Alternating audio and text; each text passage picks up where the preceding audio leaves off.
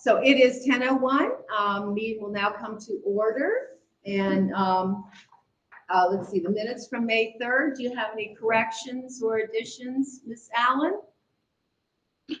No, thank Okay. you. The minutes will stand. Thank you, Ms. Raines. Anything you want to say before we get started?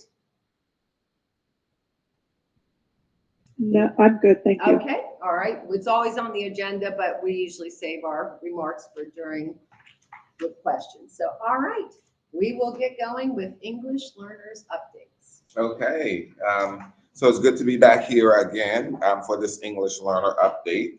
And so as we go through our brief presentation today, not only do we want to highlight some of the progress that's been made, but then also some of the direction that we're headed in as an update from last year. And so with our English learner program, we teach integration of skills through a lot of mainstream and through existing academic programs. And our instruction is research informed through an instructional model, a research-based instructional model using SIOP, Sheltered Instructional Observation Protocol. And we'll talk about that in a few slides later. Now, sometimes it's confusing about who are exactly we're talking about when it comes to English learner students. And there are many different student categories for English learners. And so we have up here on the screen just the different student statuses that students can have as an English learner. They can be active English learner students. Parents can qualify for students, but parents can refuse those services. There are students who are reclassified, those students who test out because they receive an annual test, our English learner students called the access test, but we still monitor them. And once they're monitored for 2 years, no longer require services, they're exited.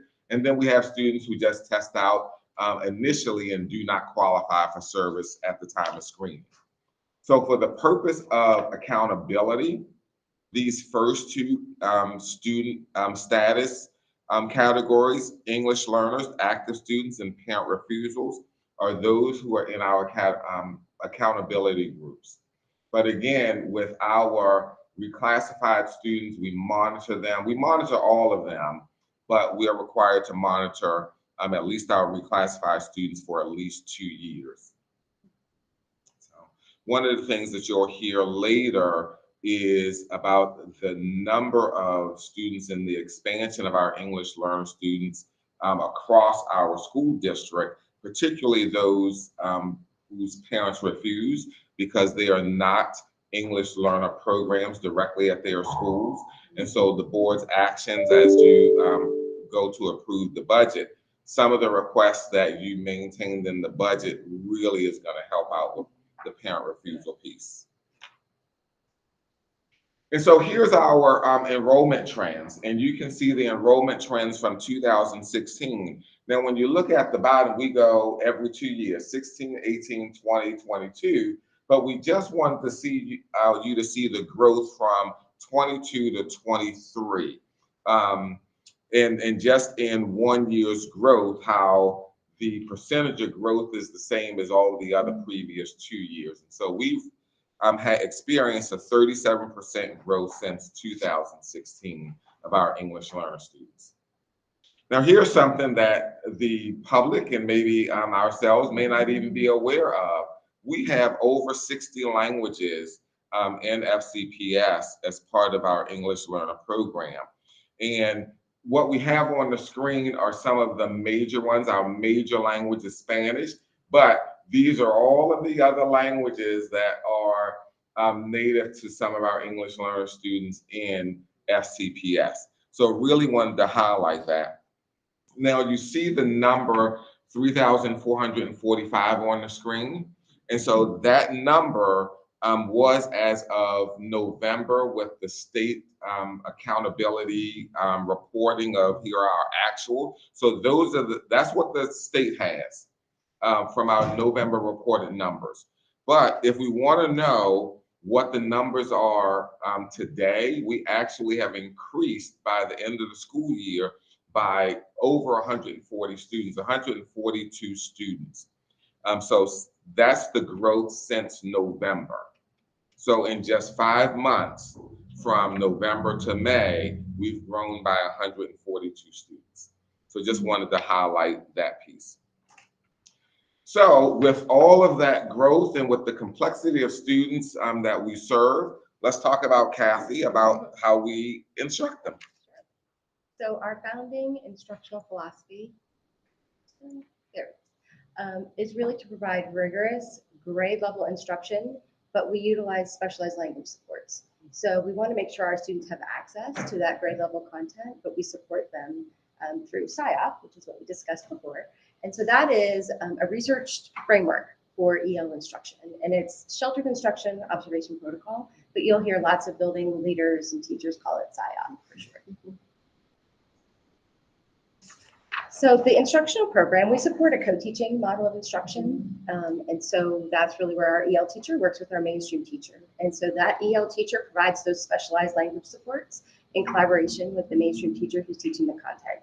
Content is the vehicle that we use for language instruction. Can I ask a question here? Because is this a change where it's mostly co-taught? Because my experience has been more full out. Yes, that is, yes. Actually, since when you were in the classroom, we have made that shift based on research, based on precedents set by special education, based on kind of what evidence says supports our multilingual learners.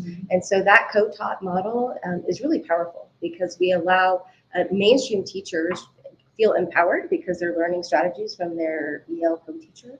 And then the EL co-teacher is really focusing on those strategies in the classroom, and they're teaching all of the students. So all the students really benefit from that model. But yes, it is a shift. And so for our middle and high school students, we do have specialized coursework. And so there are multiple pathways for our students to be successful at those levels. We have, our core programming is really English as a world language. And so that counts as a world language completer for our multilingual students. We offer that at the middle school, just like we offer other world languages, and we also offer that at the high school.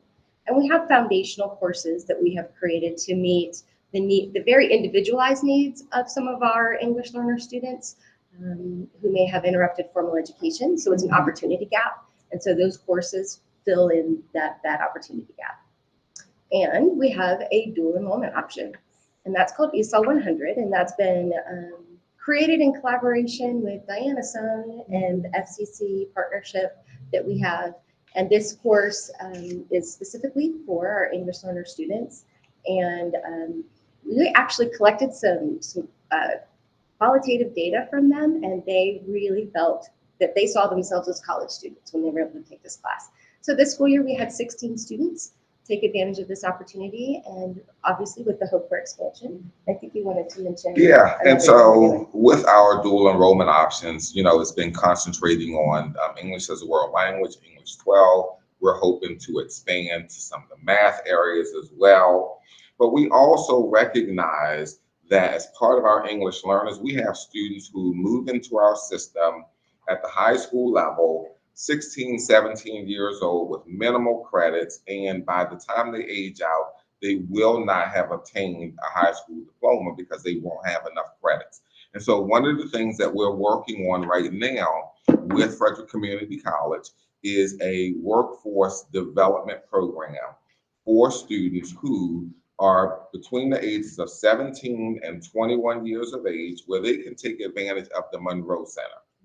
And with the Monroe Center, they can be able to participate in several different trades: automotive technology, electrical, HVAC, logistics types of things, biotech, hospitality, culinary, IT user support, all of those things, so that they can learn a trade, they can get industry certification for some of them, and then also they can continue to learn some of the academic language, learn the language, and then hopefully be in a pathway that if they cannot get a high school diploma by the time they age out, they can continue on with FCC toward the GED route. So that's what we're working on. So we're really, really excited about that partnership with FCPS and the expansion of our programs. So in addition to the instructional program, we also have really individualized supports for our students. So one of those is what we call EL coaches. Those are often certificated EL teachers that will work with students after hours on either homework assignments or writing assignments or supporting academic vocabulary development. So they get that additional support. We have EL literacy coaches. So as Dr. Harris was talking about some of those students that are high age, low credit, there are times when they come to us with some literacy gaps. And so when we're at that high school level, we're talking about needing to support foundational literacy skills. So our EL literacy coaches have been actually retired elementary school teachers who will come in during the school day and work with students on some of those foundational literacy skills. And we've seen a lot of success with those two positions. We also have Elevation, which is a district-wide platform which shares data about the students, for example, their English language proficiency growth data, but it also connects those to instructional strategies.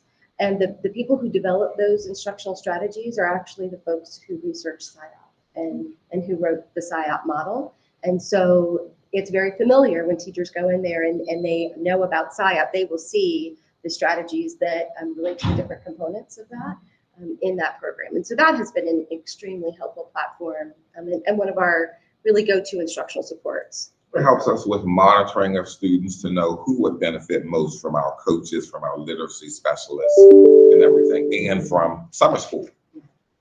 And so one of our largest instructional supports is our EL summer school program. And so we are often housed at TJ High every summer. And what we do is we work with our EL counselors to identify courses that our students need real time. So whether it's credit recovery or maybe original credit, which will accelerate their math courses during their high school sequence. So we tailor the courses that we offer based on student need each year. And so this year, we're anticipating 101 students to enroll in that summer school program.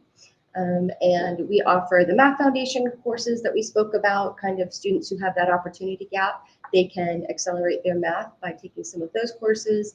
And actually in collaboration with the Virtual High School, who's also here today to talk to you, we offer the English 12 class. And so that has been a great partnership with Virtual High School and their work and supporting our English learner students. And so now Dr. Harris is going to talk about some of the benefits of the instructional programming. Yeah, so with all of these supports, we have really seen a tremendous increase in the number and percentage of our English learner students who are graduating from high school. And, you know, with our summer school and with all of these different efforts, you know, we try to keep our summer school as well as our other supports beyond the core instruction for our English learner students with a small student to staff ratio, no more than 1 to 10 for our summer schools. And, you know, the benefit is that they are accelerating credits, and over 90% of our English learner students who participate in summer school courses are successful in passing those courses. And so that is kudos, because not only are they taking the courses during the school year, but they're able to accelerate their courses during the summer towards their graduation requirements and getting all of those credits. So. And this is not just an English learner department effort alone, but we work with every other system and department and team in FCPS to really wrap around our supports for our English learner students.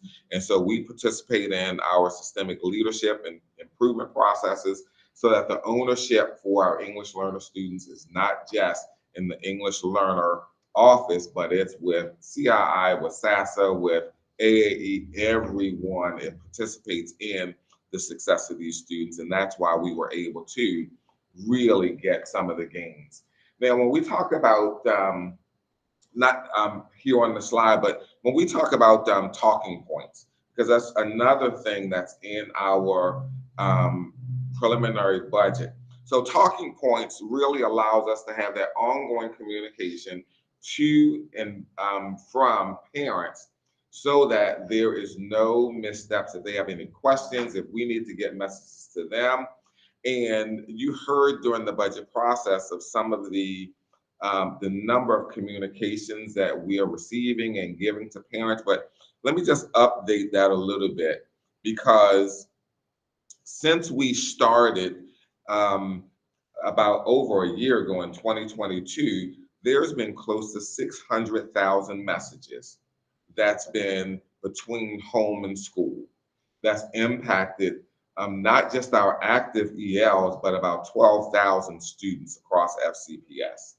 And so that is just, as a matter of fact, that's the, oh, there we go, thank you. Yeah. That was the, all right, there we go, that was that slide there. Oh, Yeah, so you see the 185 messages this school year, and even that was just a snapshot in time. It was more than that by the end of the school year.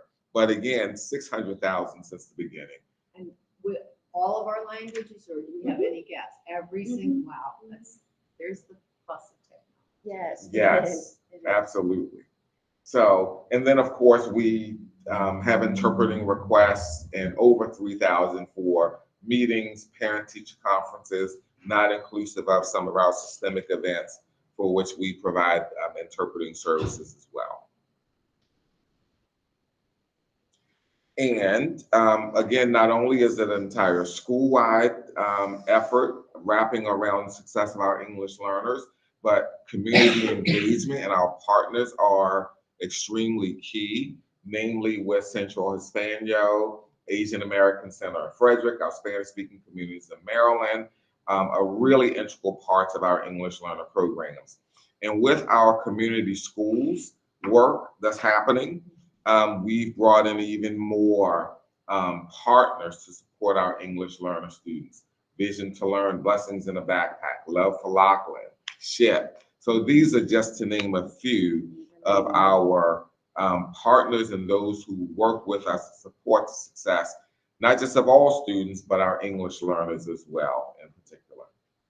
And I'm familiar with all of these, know people well, except Vision to Learn. That's a new one to me. But Isela Bravo, who is a very good friend, ran for school board, but is now community liaison for County Executive Fitzwater. She did a presentation. This is exactly what she's doing, is working with the 1,700 nonprofits in Frederick County, because that's where the community goes. And so, you know, maybe a little reach out there to the county executive's office, to Isela, because she'll have, there's going to be a database. And so anyway, I just think that could be very mutually helpful. Yeah, that is great. Thank you. And so as we think about another priority that was maintained in our budget with regards to EL expansion and moving to our high schools, here's why. So there is ongoing work, of course, to serve our multilingual students effectively. This chart actually demonstrates, just shows where the students are that are refusing services. So if you look at the blue bars across the bar graph, you'll see that the students in blue have refused services. They've refused English learner services to attend their neighborhood school.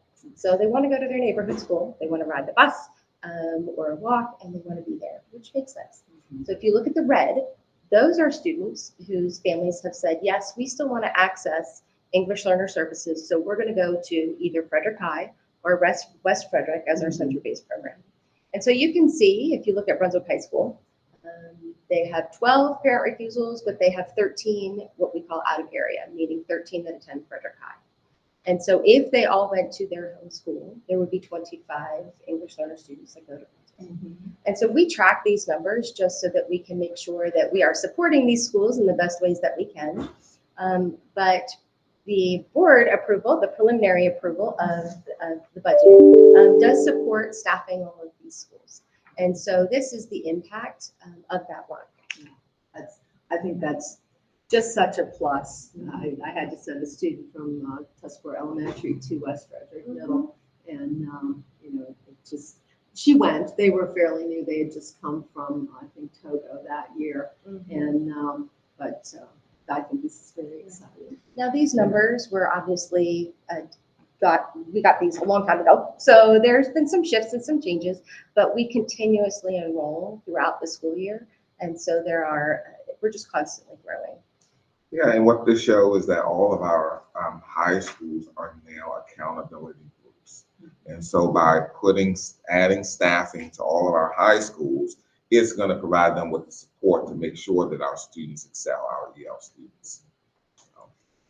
And so more ongoing work is, like we said, expanding to our middle and high schools. And then we're just going to continue to equip just a wide variety of stakeholders who support English learner students in different ways through professional learning and through learning about Elevation, that platform that I spoke of before, and learning about SciOps. So we'll be working on that. One of the things about our professional learning model is that we do on-site professional learning, because professional learning for Frederick High School, where you have hundreds of English learner students, looks a little different than you would have at a school with a smaller number. And so we try to provide as much on-site professional learning and tailor it to the unique needs of that school community and the student's profile. And another kind of large change is we're changing the name of the program. So it will now be the Multilingual Education Program. And and what that does is it does a couple of things. This shift really reflects our FCPS assets-based perspective on being a multilingual learner. We call that our student superpower, to be able to speak multiple languages. And so it is an additive. We are adding English to their repertoire of languages. When you say English learner, we're saying, what do you have? Almost, that's kind of more of a negative connotation.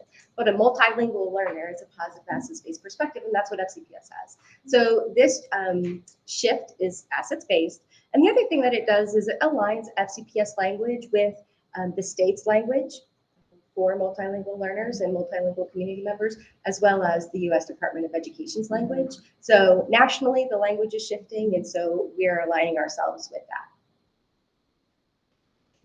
So at this point, if you have any questions, we'll be happy to answer any questions you may have.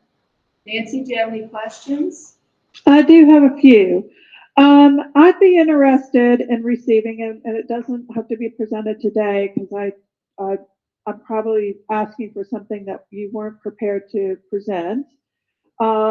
Is the breakdown of the 3,445 students by grade level? So I'd like to understand, how many students that will be in the multilingual program,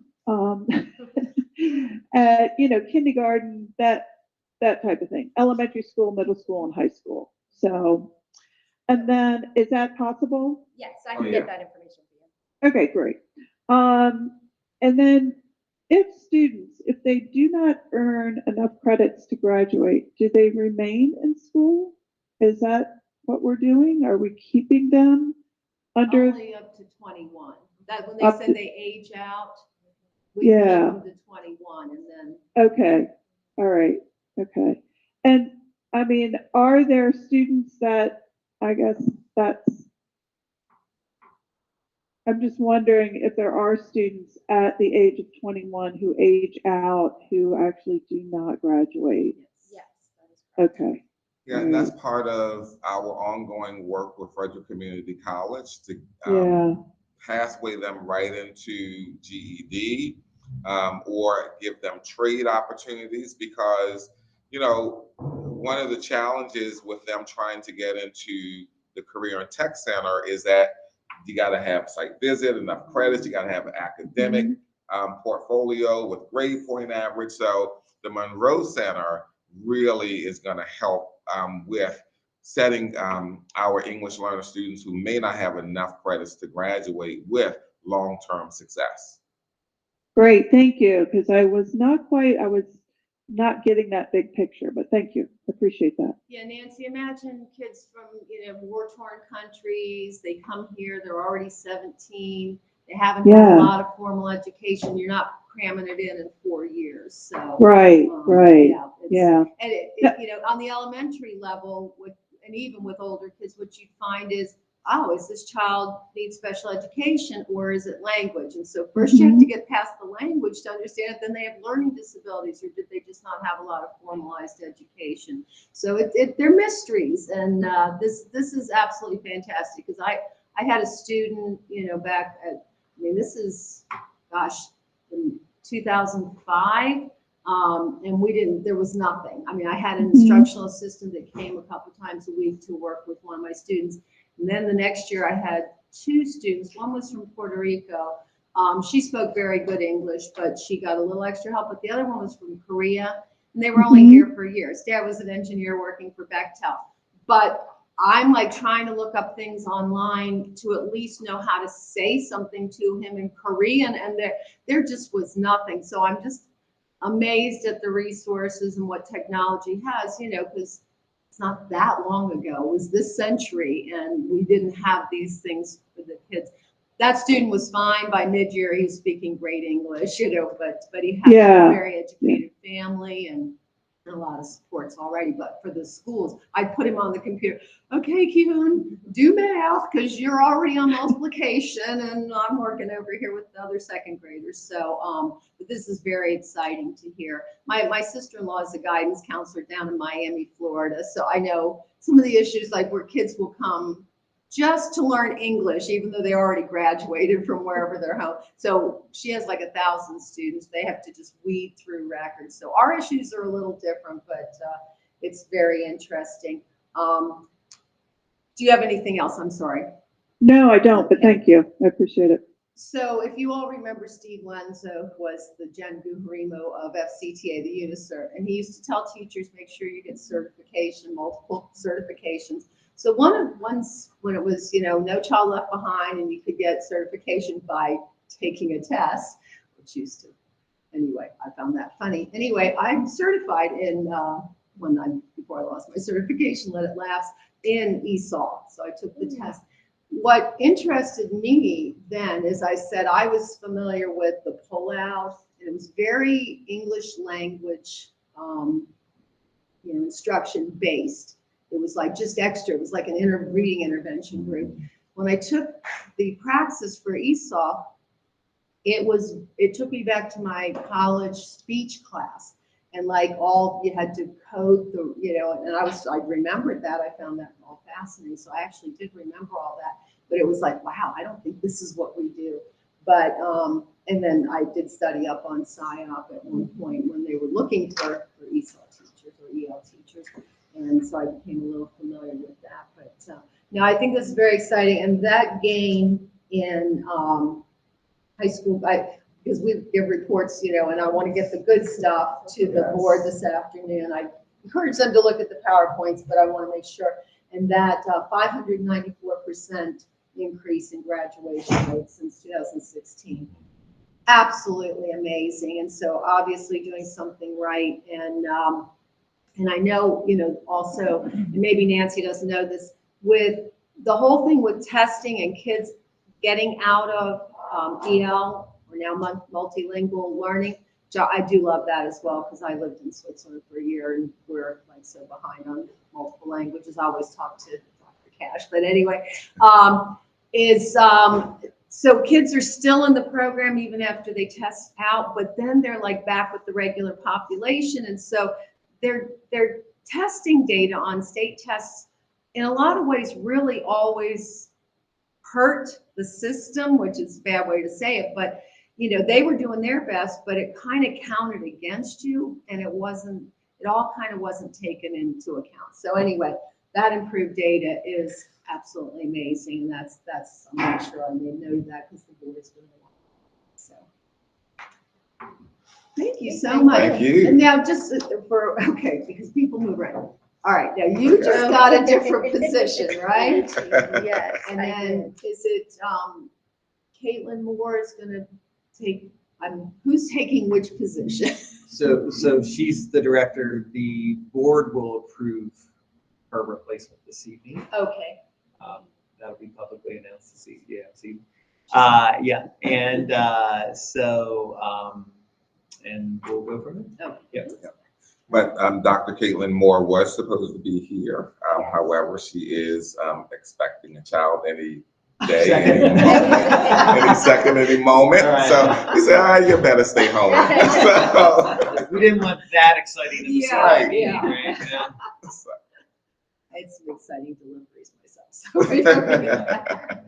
All right, thank you. Thank Thank you. And we'll see you. Thank you in very the much. other capacity. All right. Yeah, so thank you. So our next presentation is about our Frederick County Virtual School, and I'm welcoming now to the table Mr. Mike Watson. He's the principal of our Frederick County Virtual School, and I will turn it over to him to give you all an excellent update as it is every year. Good morning. Good morning, Mrs. Yoho. Mrs. Allen, I don't think we've ever had the pleasure of meeting, but it's good to be with you virtually. I am here to present about Frederick County Virtual School. I was here in October with some of my colleagues from the blended virtual program, but at the high school level, we've been offering virtual options to students really since 2010. So this presentation is really going to focus on some of the other programs that we've been offering throughout that time. And I have tried to simplify it compared to previous years. So if you have any questions as I'm going through those slides, please feel free to stop me and ask them. So as I said, we've been offering courses since 2010. We offer comprehensive online courses. So you can see there are 50. When we first started in 2010, we were only offering about 20 courses to approximately 800 students throughout the entire school year, because we offer both school year programs and summer session programs. And when I say a comprehensive online course, we're talking about courses that are high quality designed instruction for online learning. And so we do purchase course content from providers. And then we have teacher teams who evaluate those courses. They use rubrics from the National Standards of Quality Online Learning to evaluate courses. And so what we do is we create course maps that allow teachers to align FCPS curriculum. So there's times where we're supplementing materials with teacher-based resources, and there's sometimes where we're taking out resources that just don't match the FCPS curriculum. And the reason we do that is because primarily most of these courses, students are completing 80% of it independently, asynchronously. So it has to be really high quality instructional design to allow them to do that. And some of our programs with students who need a little bit of additional support, we also provide a mentor to meet with them regularly. We do have required synchronous sessions for all of our programs. That's a best practice that we've believed in from the beginning that we started offering courses, and it helps us meet some of the state expectations for offering the courses that we do. We do provide supplemental and full-time enrollment options. And what I mean by supplemental is these are students across our county who can take additional courses outside of their traditional course load at one of their home schools. And then we also have some full-time enrollment options that originally came from our flexible evening high school. We have rebranded that to be a little bit more comprehensive with some of the students that we serve. One of the things that I am most proud of is that you can see there for the class of 2022, because we don't have 23 data just yet, is 31% of high school graduates had completed at least one course through the Frederick County Virtual School. As I was looking at that, so our whole graduating student body, wow. At some point in their high school or possibly middle school career, they had taken at least one course with us. So for comparison, when we first started offering these types of courses in 2010, you probably had less than 10% of students. And it was primarily upper level students taking courses that they could not get at their high school for some scheduling conflicts, which is still a big population that we serve, but now we're also serving some credit recovery students, we're serving some EL students, as kind of mentioned in the previous And I presentation. know the Academy of Fine Arts, Career Tech Center. Yeah, CTC, so students who are full-time at CTC, they have scheduling conflicts and they'll take their final English and math credit with us. The Academy of Fine Arts, because of that same scheduling conflicts, they'll actually access courses with us as well. So it really provides kids with some flexibility to their scheduling that they might not get if we did not exist. So I'm going to start with our supplemental programs. And this is the slide I've really tried to simplify. So if you have any questions about this, please stop me and ask. You can see we have 4 different school year programs. The first 2 are credit recovery programs. So those are designed for students who had previously failed a course. You can see by their names that they have an option to do that after school or during school. So what we do with our credit recovery students, in addition to having a teacher of record, they have a mentor. A mentor acts as like an academic coach to help facilitate the learning process. So we will hire mentors at every high school that will stay after school to meet with students to help facilitate that process. And then we also have virtual during school credit recovery. So all of our high schools now have a digital learning lab that they can schedule students into that lab. So they actually have space in their day to work on the course with the support of a mentor. Similar to the virtual in-school model, this is students are enrolled in an online course. They have a full-time virtual teacher who does weekly Google Meets or even in-person sessions at all of the schools. But again, it gives kids a block in their schedule to work on the course. This really originated in 2015 when we were going through some budget challenges with staffing, and I think we went through a year of increasing class size. And so the next year, we were looking at ways for some of our smaller high schools to continue to serve students that resulted in some large class sizes. So schools now have the option, if they have, let's say, a modern world history class of 35, 40, they now have the option to enroll that student in a virtual course, still at their home school, and then reduce the class size to help support that teacher and the rest of the students in that class. This is also where we offer Latin, and not many schools have the ability to offer Latin anymore. Then we have our virtual outside of school model. This is really, as it sounds, outside of school. Kids are doing the majority of the work outside of the school day. Even when they have their synchronous meets with teachers, they're doing that in the evening hours. It's much more independent. We offer, all of our world languages. We offer AP courses, and kids are meeting with their teacher and the rest of their class at least once a month, if not more, just depending on the course and the program. You can see there during the school year, we have approximately 1,200 students who access these courses, and we have a success rate of 91%. So what I mean by that is students who complete the course earn a passing grade, 91% of them do that. So we've had a lot of success in that program, something that we're really proud of. We are now prepping for our summer session programs. You can see there are 3 separate programs. First is the English Learner English 12 program. This is one of the few remaining programs that we have students come in for face-to-face instruction at TJ Middle School, but we still use digital resources so that students have some control over the pace at which they complete the course. So we do have some EL students who are able to take advantage of that and complete the course ahead of the 5-week schedule. That's one of the programs I think I'm proudest to be involved in because it really does help accelerate some of our EL students to stay on pace for graduating within 4 years. We offer a support-based summer session credit recovery program. This is similar to our school year programs. You're identifying kids who had previously failed a course. It used to be called site-based because we used to have students go into their home school and meet with their mentor. With the addition of Elevate, you had that option for students. So we transitioned last year to doing this completely virtual. So students still get a mentor that they meet with daily via Google Meet to help support them. But what that's opened up is some accessibility for families who might not be able to get a student into a building during the summer, maybe traveling for vacation during the summer, and they can still access content, still get support from their teacher and a mentor who might need it for that credit recovery program. Then we have our virtual summer session program. This is a program where kids are taking summer classes for a variety of reasons. Some of them to accelerate, some of them to leave space in their schedule at their home school for IB program, for internships. I'm proud to say that this year we have 973 summer enrollments. That accounts for a little bit over 850 students. So we do have some students who take more than one class at a time.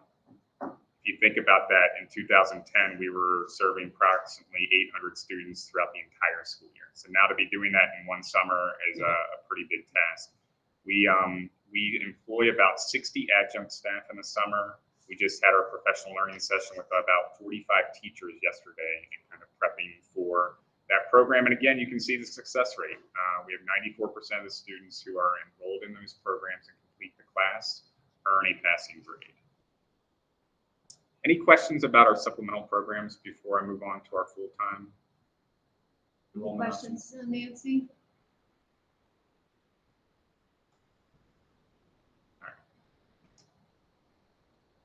Oh, the last thing I'll highlight, we potentially, and I think Ms. Yoho, you might be scheduled to attend our summer graduation. Yes. We have 27 potential summer graduates. Hopefully they'll all choose to participate, but that's another thing to look forward to. That wouldn't be possible without the summer session program. So we do have full-time options for students. We have a full-time enrollment using our supplemental programs. So really any of those programs that we just kind of reviewed, a student could enroll with Frederick County Virtual School, and we could use a combination of those programs to provide the remaining credits that they need for graduation. Typically, it's upperclassmen who have earned anywhere from 16 to 20 credits. So they're coming to us at the end of their high school career to kind of finalize that. We do assign them a mentor that they meet with weekly, depending on their availability. It used to be called Flexible Evening High School because we only provided support in the evening, but the population of students coming to us has changed, and so their availability has changed as well. So they're not always available in the evening because of work obligations, family obligations. So now we try to provide support throughout the school day for those students. And you can see there, each year we have approximately 25 students who enroll and decide to finish their high school career that way. Then you can see there, we also have the high school remote virtual program, which serves approximately 275 students. And the biggest difference with that program, I think you're aware of, it's a remote learning model where students are engaged in a Google Meet with their classes every single day. So there's not as much flexibility or control over the time, the place, or even the pace of the instruction sometimes. So it's just a different model, but another way to serve students virtually. In the supplemental programs, you guys just finished attending graduations. We had 78 students this school year who graduated after finishing their final courses with FCVS. Now, many of them participated in their homeschool graduation, but that was a really cool thing to see 78 individual students that were able to graduate high school because of these options that we provide students. And that's where I'm going to share some testimonies for, because this is really why we exist. I'm not going to read this, but Jemmy came to us with some other kind of life challenges, and extremely proud of her and the work that she's done and being, vulnerable enough to acknowledge and let us share her story. Because I think this is what students need to know, that there are alternative options out there. When you need a different model of instruction from the traditional school day. So her story is really meaningful to us and our team, and kind of reminds us of why we do the work that we do and why we've been offering virtual courses for, over 12 years. Some of the additional student voices that I've chosen to share kind of highlight, Maisie highlights kind of the flexibility of pacing and support that we provide. Lucas here highlights the support that we offer through our supplemental programs on a weekly basis through virtual mentors. And Victoria kind of highlights, when we all have some kind of like mental health issue, we need some grace, we need some other options to help us get through that. And we've certainly been able to provide that for her. So just a reminder of why we exist, our purpose for serving students. And I think it really aligns well with Dr. Dyson's message of every child, every day. Like, these kids need different options. Looking ahead, we're always looking to try to add to our course catalog based on feedback that we hear from families, counselors. This year, we offered the Black African American Studies course that really helped in providing access and equity to schools that might not been able to offer it. Or, one of the challenges with that type of course is it's only typically offered probably like once during the entire school year. So if a student has a scheduling conflict where they can't take it because they have to take CTC during that time frame, this gives them an option to take that course. So we're very proud to work with Colleen and the Social Studies Department to get that offered.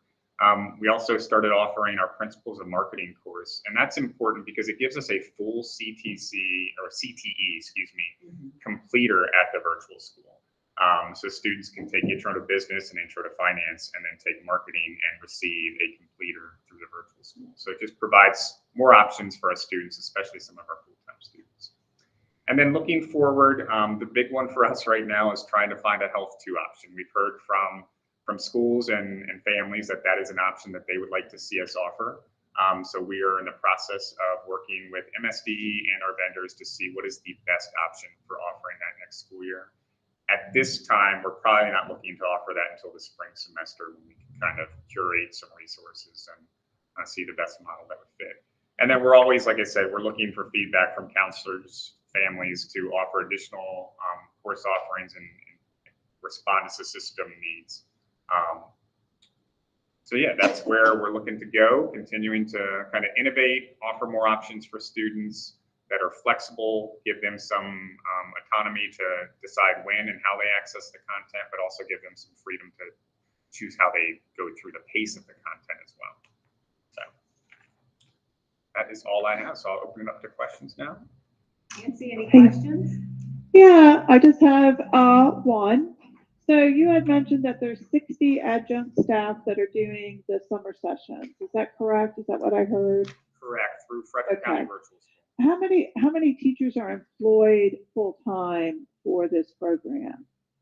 Great question. So we have, and I'm going to answer that kind of two ways. So we have, we were one of the first counties, I believe, in 2015 to hire full-time virtual teachers. And those are the teachers that are serving in the virtual in-school program. And we have 4 content teachers and 1 special ed teacher that are full-time throughout the school year. Those 4 content teachers are math, social studies, English, and world language. And I'm lucky that my world language teacher can teach Latin and Spanish and occasionally German, although we haven't often German in a while. And then we also have our remote virtual program teachers. And so in that model, we have approximately 20 full-time content teachers, 4 special educators, and then we have the support staff that goes along with that as well. Does that answer your question, Ms. Adele? It does. It does. Do you have open positions for this program? Not currently. Okay. And when we do have open positions for full-time, they are advertised through the open transfer process.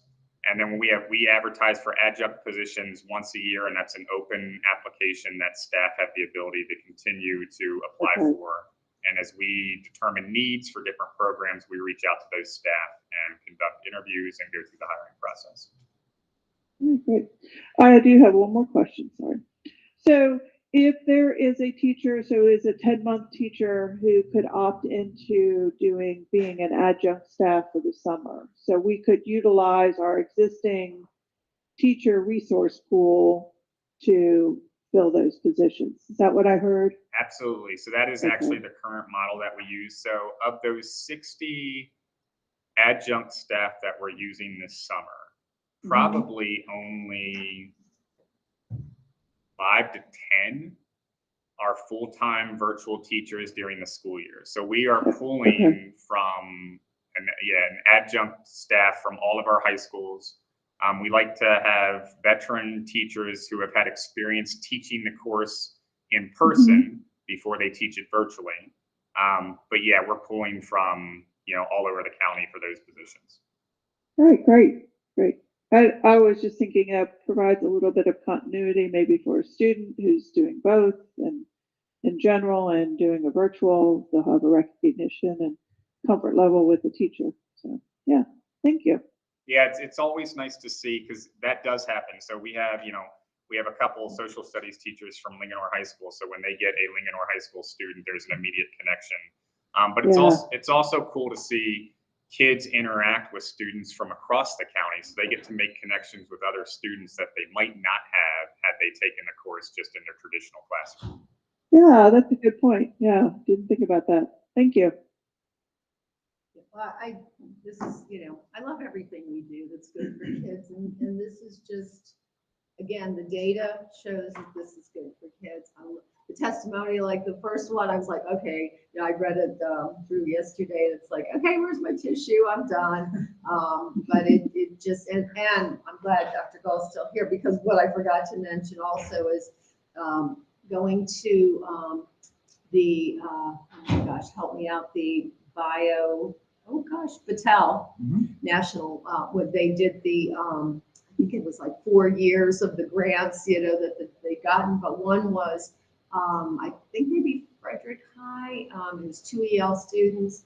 And again, it kind of goes along with just gearing things for our students, but they were talking about their home countries and how we always think, how dangerous it could be here, but they're like, it's so safe here. And they would go up like to Thorpewood in the mountains, and they could go out at night and see the stars. And it just, just again, reminds you why we're here. But I really, the data shows we're doing good things. So I appreciate it. And so 2 things that came to my mind: guidance counselors must be really key to your success. So they have to be very versed in this to give students those options. Yeah, you're right.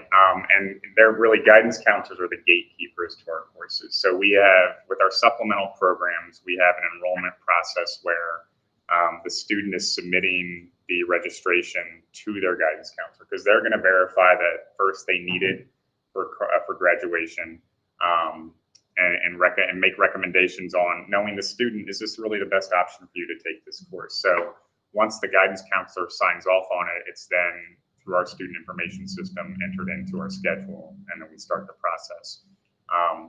I do have 2 full-time counselors at the virtual school, so they are kind of leaders and with the other counselors across the county.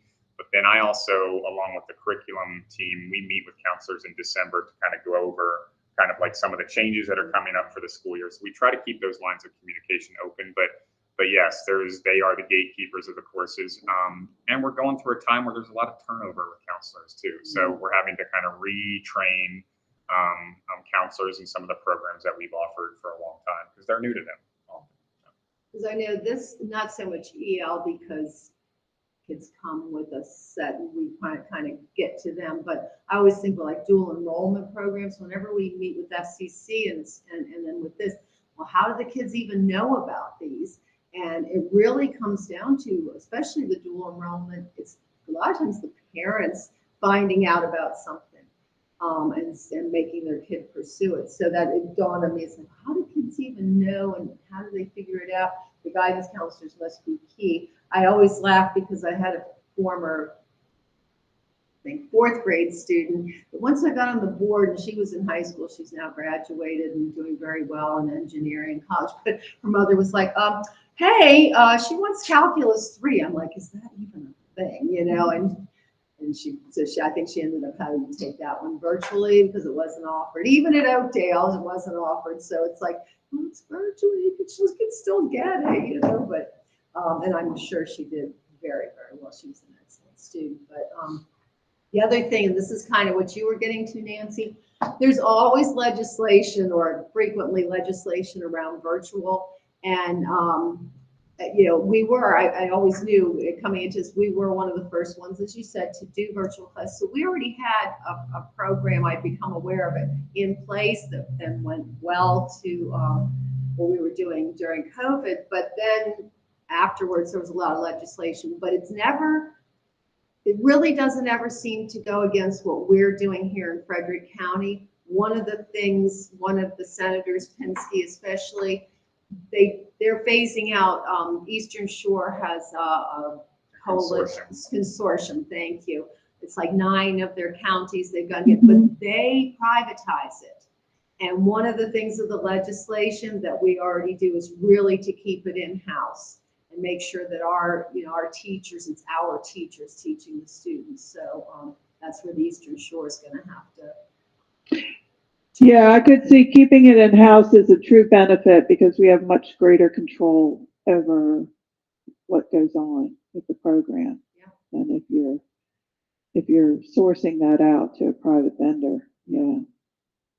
So, yeah, if think that was all I had. Thank you very much. No, thank you. Thank you. Yeah, it certainly takes the entire organization from our instructional assistants who support students to central office staff who support the model and the vision, to board members for allowing us to continue to do this, to our SIS team who helps us with integration, to DTI with looking like, so it really is a complete organizational effort.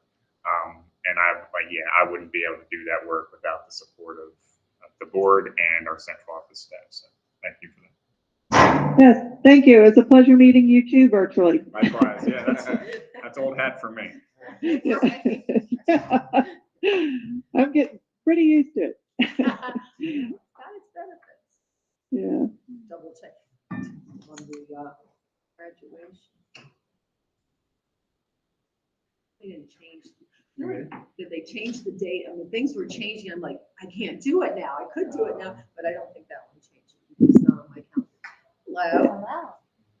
Yeah, so our next presentation is a presentation that comes to C&I committee every 2 years around our district committee on assessment. And I believe Mr. Murphy and Kelly Denty are going to be filling you in, remind you of the background, why this comes to you, the work that's been done, and I'll turn it over to both of them. So welcome. Thank you. Thank you. Hi, Ms. Allen. This is Scott Murphy, Director of Curriculum. I'm joined by Kelly Denty, Supervisor of Local Assessment and Intervention.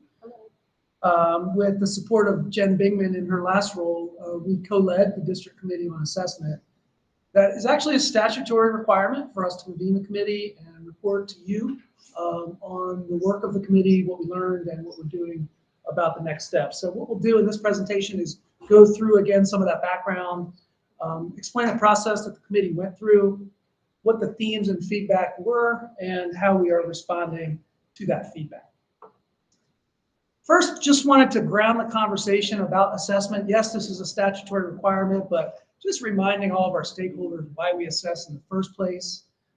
We think about our different audiences, that assessment serves multiple purposes, whether it's a student and family to provide feedback on where they are, whether it's helping teachers make instructional decisions, helping schools program supports for students, or even for us at the district level and for the board to monitor and ensure accountability. So it's often the case where a single assessment, I'll use an example like the iReady diagnostic that you hear about, can serve multiple purposes at the same time and helps us do all the above as a district.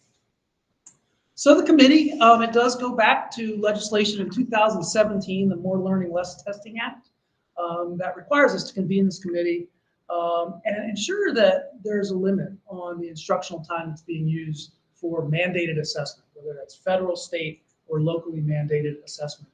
So the committee helps to monitor the instructional time that's being made, and if necessary, in partnership with the associations, we can go above the cap if we need to, but that hasn't been the case thus far. The committee is about 25 people, made up of administrators, both school-based and in central office, representatives assigned by SCTA, other teachers who participate, as well as groups of parents who also represent all three levels as part of the feedback cycle that we go through. For this conversation and the work of the committee, when we talk about the word assessment, we're talking about mandated assessment, whether that's something the state mandates, whether that's something that the federal government mandates, or something that we locally have made a decision to mandate as a census administration for all students. So our charge is to convene that committee every 2 years. We go through a process, we evaluate all of those mandated assessments on a rubric. We dig into important things like how much time this assessment takes, what's the purpose and what's the value.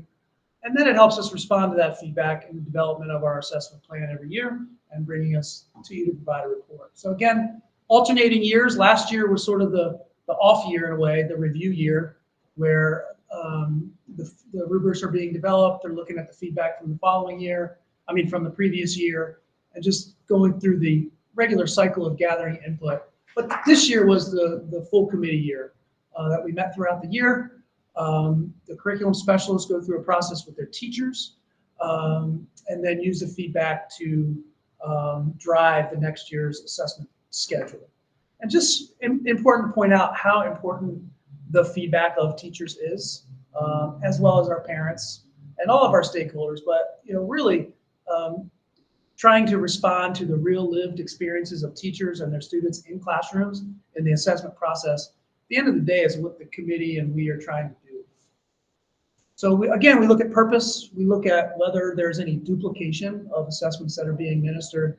Again, we look at time, and we monitor that there's true value in the time that's being given to assessment, that it can actually be used for those intended purposes that I talked about before.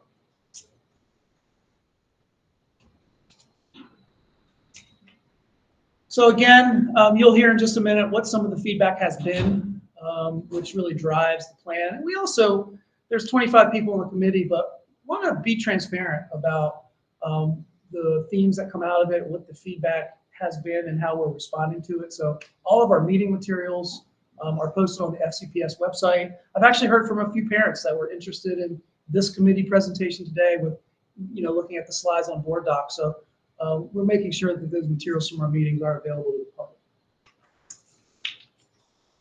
Also wanted to point out that the charge of the committee, there are some things that are formally outside the scope, but we certainly talk about. Some examples of what's outside the scope officially are any assessments that teachers develop on their own and use in their classrooms. Anything that's optional, that's not required of all students, exams, projects that may be resources in the curriculum but not required. Other assessments that we hear a lot about, like AP or the WIDA Access Assessment, assessments that are not a census administration for all students actually don't get calculated into that 2.2% cap. But we talk about them in the committee because they have real life impact. Similarly, the time it takes for accommodations, according to the state, it's outside the scope of this committee, or the time it takes teachers to grade assessments outside the scope of this committee. But we talk about it, and we listen to the teachers, and we listen to our stakeholders on their real experience to help always in process improvement. So the rubric itself gets into these 8 areas.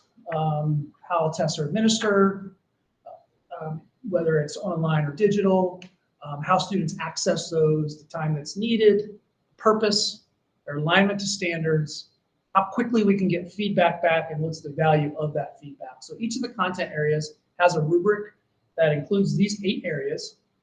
They engage teachers in a process to review these 8 areas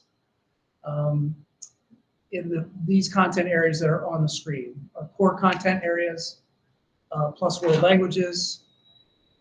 We are always wanting to ensure a well-rounded curriculum for the students, so we include health and physical education, visual performing arts, pre-K, as well as our universal screeners that we use across the district. So that's the process that's been used. And so now we want to get into what the committee actually said, their feedback and what we're doing about it. So I'll turn it over to Ms. Nancy.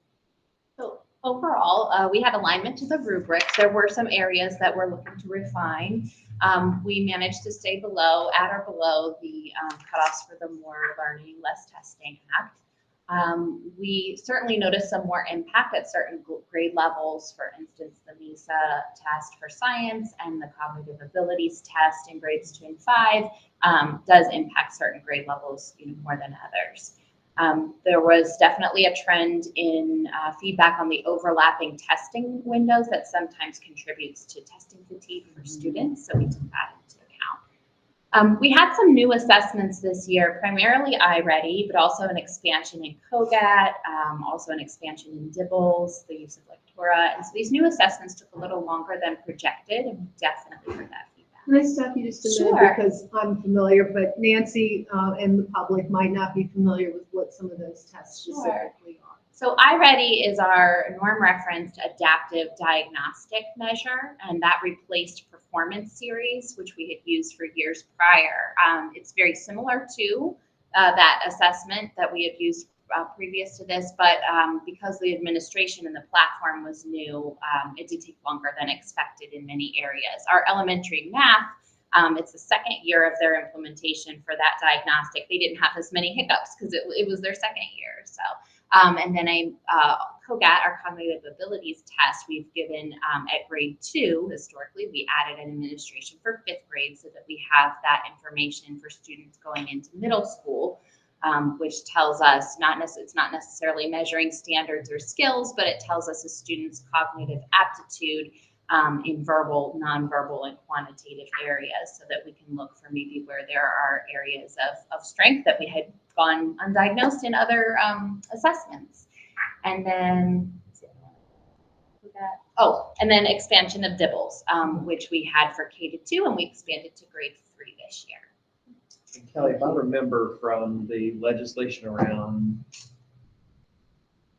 the implementation of a screener, the legislature actually said that the screener does not have to count in the percentage, but I think even with our DIBELS, we're still under the percentage. Yeah, the legislature can say, they're not having to administer it to all Yeah. the students. Well, and just of note, DIBELS is a one-on-one measure with students, so while it only takes 1 minute for the student, it takes the teacher many more minutes. So that's why And you hear never that actually feedback. had to administer that when I first came on the course, I just remember hearing a lot of cursing around the DIBELS. I think that was a lot of the technology things in its first Yeah. iteration. I haven't heard that criticism when I've We been on were the board using, I now. think the first time we used that, weren't we using like a BlackBerry? Palm Pilot. Yes. Palm Pilot, Yes, yes. yes, yes. Yeah, and I That's think the right. Palm Pilot device Oh, was, yeah. was one of the biggest trip up Yeah. areas for that. So yeah, the It's like technology's a we're lot cutting easier. Come a long way. It's like working with computer programmers. We're I going did down that memory lane. temporarily. It's like a lot of cursing going on there, but anyway. Yeah, so the next 2 bullets, I believe, are related, and we did hear a lot, we heard from several stakeholders that it just felt like a lot coming out of the pandemic, where there were limited accountability measures. We knew we needed the data, but then getting the data felt cumbersome. But we also heard that there needed to be improved clarity in the use of the feedback. And so I'm getting this data, what do I do with it? And I think things tend to feel like a lot when they're not useful. So improving the, how we're using the data will help with that perception as well. And then there's a need for clarity in what is required by the state or the local system, as opposed to what's highly encouraged or what's available. There were concerns with the amount of time it takes to onboard students to online assessments and scoring, and the need for taking advantage of computer scoring items whenever possible. And then, as Scott mentioned earlier, time for accommodations, which we did discuss, that does come up, as well as just understanding what accommodations are appropriate for different tests, because some accommodations, for instance, in the area of reading, we don't want the test read aloud to certain students because it negates the data that we're getting on the back end. And then ensuring that our assessments are all aligned with MCAP and the learning targets that are aligned to our courses, so that the data that we're getting back is relevant and useful. And so we heard the feedback, and we took a collaborative cross-departmental approach to drafting a calendar for assessment for this year, and we're really excited about some of the ways that we've been able to respond to the feedback. So we have widened and staggered testing windows to allow for the most flexibility for schools to determine when students are taking these tests, and so to reduce the overlap. And then just sort of leveraging the lessons learned in the first year to make sure that we maximize some efficiencies for the total number of assessed minutes for certain primarily iReady assessment in the coming school year. And then we are looking at reducing the number of assessments where possible. In addition to the 5th and 8th grade that you see end of year iReady, there are additional grade levels and courses where the end of year administration is optional, or it's only required if students are 2 or more grade levels below, so that we can use that as progress monitoring. But if students have already demonstrated proficiency in those areas, then the testing is optional.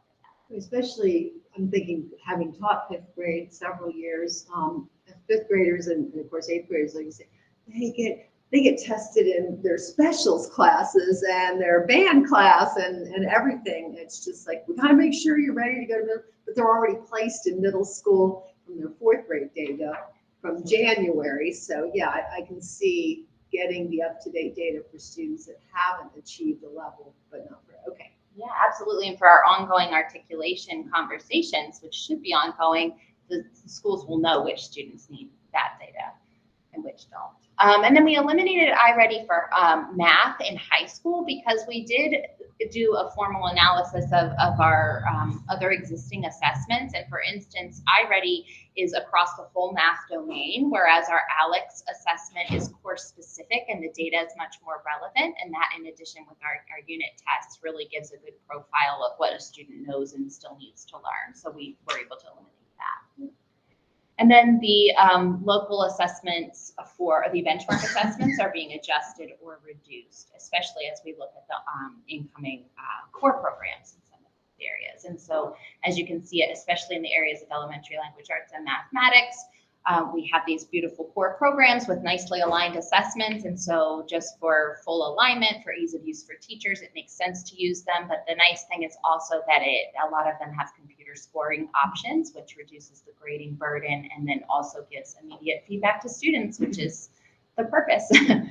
And so then we're also looking at clarity of messaging in terms of what's required versus suggested, accommodations, how to use the data, and then making the efficiencies so that we can kind of make sure that we're making the best use of our time with our students.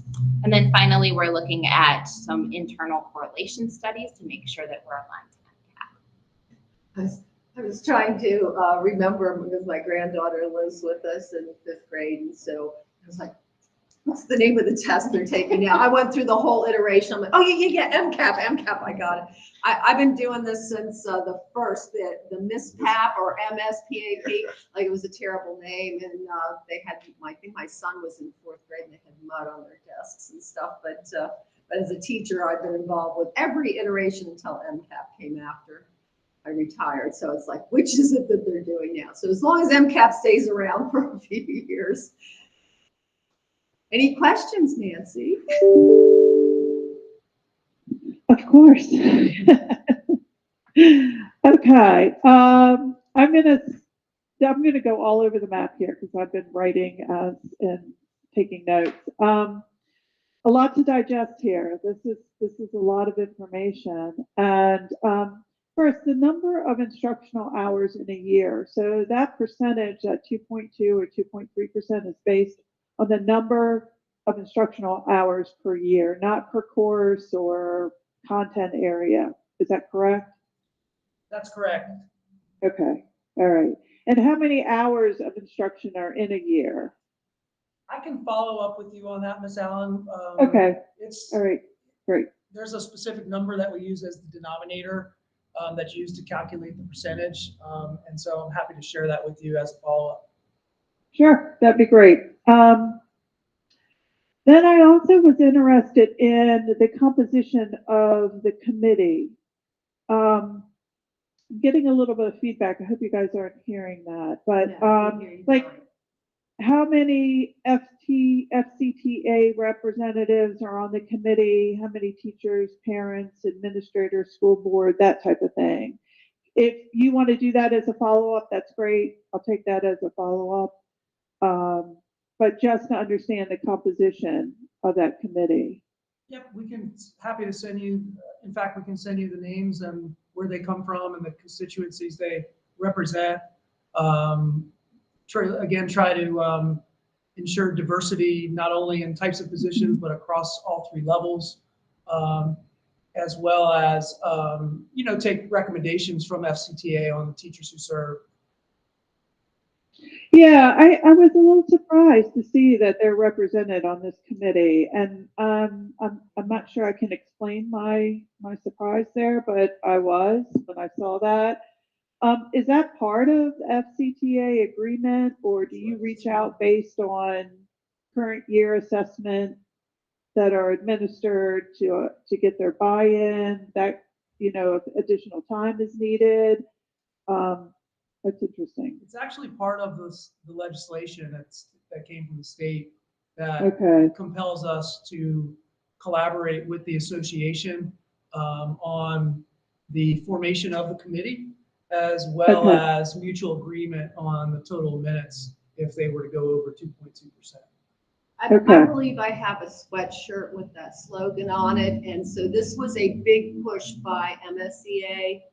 And nobody really disagreed with it. I think parents were well into it as well. It's like teachers just felt like they were constantly testing and then not doing anything with those results. And then in the day, everything was hand graded. And so then the time to get it back to students weren't getting feedback, teachers weren't getting, so it's like, we're doing all this testing for what? So hearing these improvements. But the other thing, Nancy, I'll tell you with the SCTA teachers is they're going to be honest. And sometimes there's a feeling that the teachers that are hand selected by administrators, true or not, I'm sorry, I'm just going to put it out there. Sometimes they might want to, the feeling might be that they're going to say what they think their principal wants them to say or what the system or whatever. And so, so you have teachers that aren't necessarily SCTA, and then you have the ones from SCTA. But that's just to get that balance, because if they don't get the real feelings of real teachers, and the teachers don't feel like their feelings are getting across, I think it's just to be open and transparent so everybody feels like they're getting.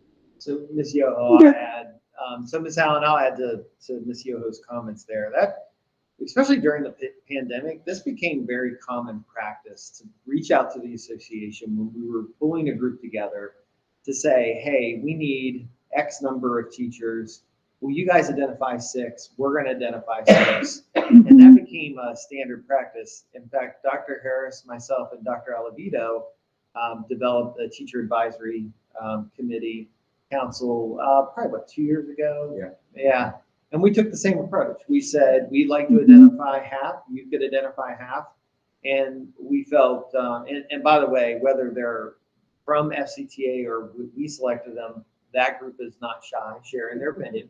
But we did find that just being upfront about that, it communicated also to our teachers across the district that we value having diverse perspectives. And so if there was a question or a concern that came to FCTA would be able to say, hey, half of the folks we put on that group. And so there's a level of, in some ways, a legitimacy that's created by the process of selecting folks versus being able to push back against any narrative that, oh, they only pick teachers that would agree with them to start with. So it's been very helpful for us. And I think that was the intent of the legislation for this particular bill.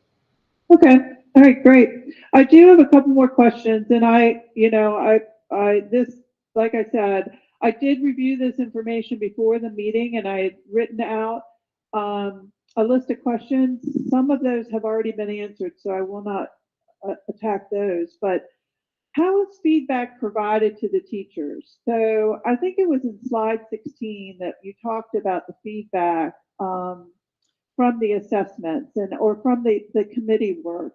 How is that feedback given to the teachers? Like, what are they receiving? A report, a summary, and how often does that happen?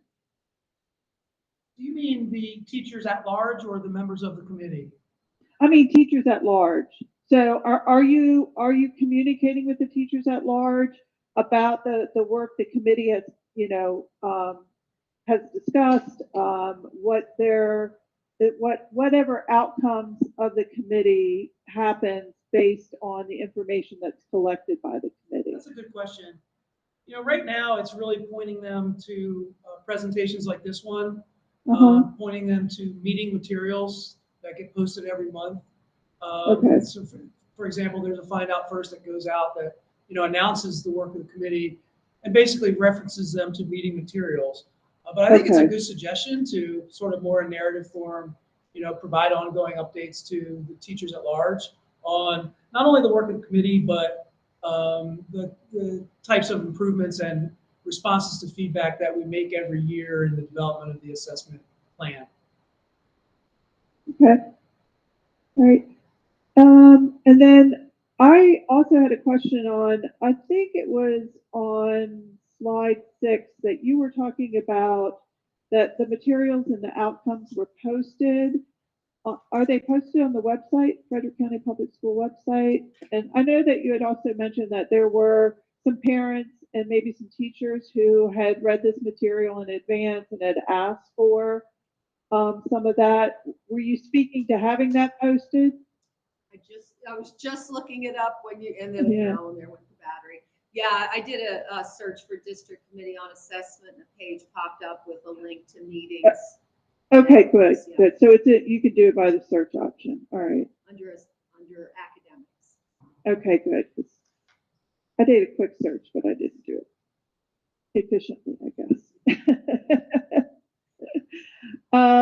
I did have a question of equitable access. So what I understood that you were speaking to when you talked about equitable access was whether it was online, how that assessment was administered. Is that correct?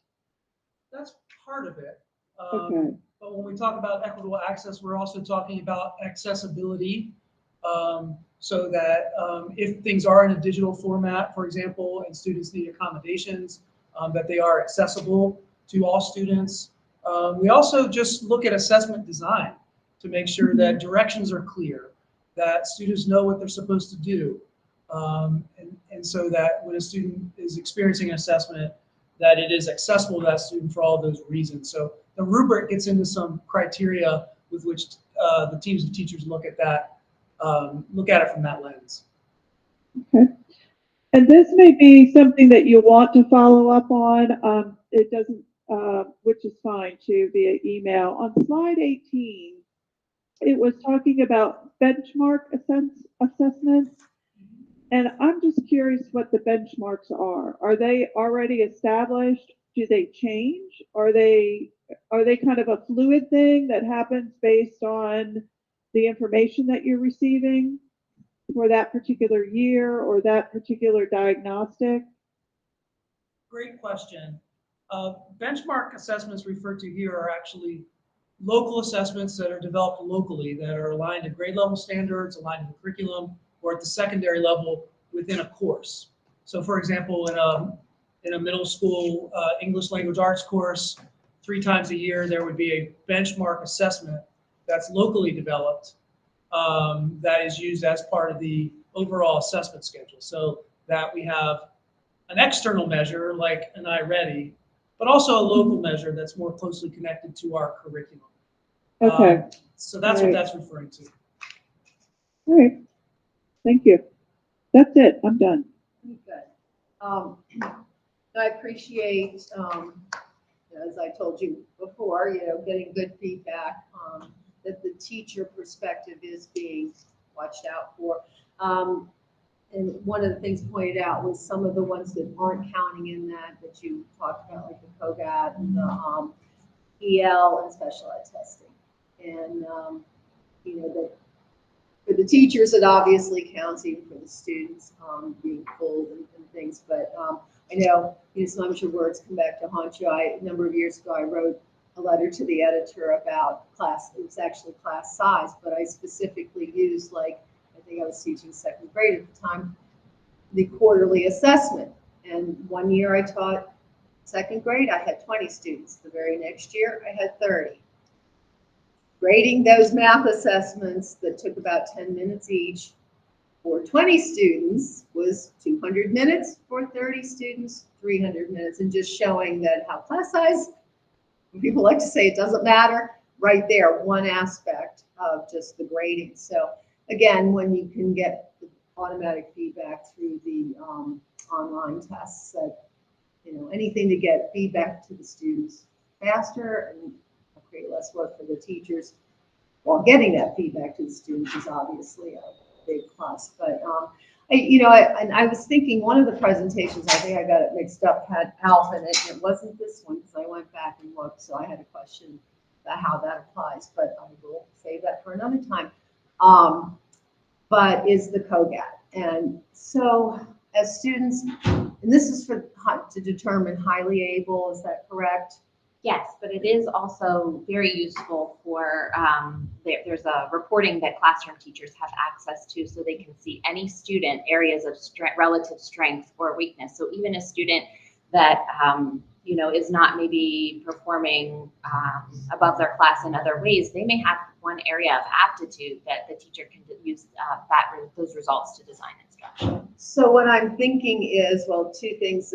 Number one, I got a lot less complaints when we got the one-to-one computer, Chromebooks for the students, because that was a couple of years ago. It's like, how do I get to all my students, especially the younger grades where they didn't already have them? How do I get to my students when, and sometimes for the first graders just logging on could be a major thing. So having one-to-one has really lessened the complaints that I was getting personally. But, I think maybe this is just something that took time for the teachers to understand the usefulness of the data. And I think they're still in that process because that's the one where I probably still hear the most complaints. And I think that's where it dovetails with ALP. I think the prioritization and preservation of that time for teachers to dig into data collaboratively and make instructional decisions based on the data is so important.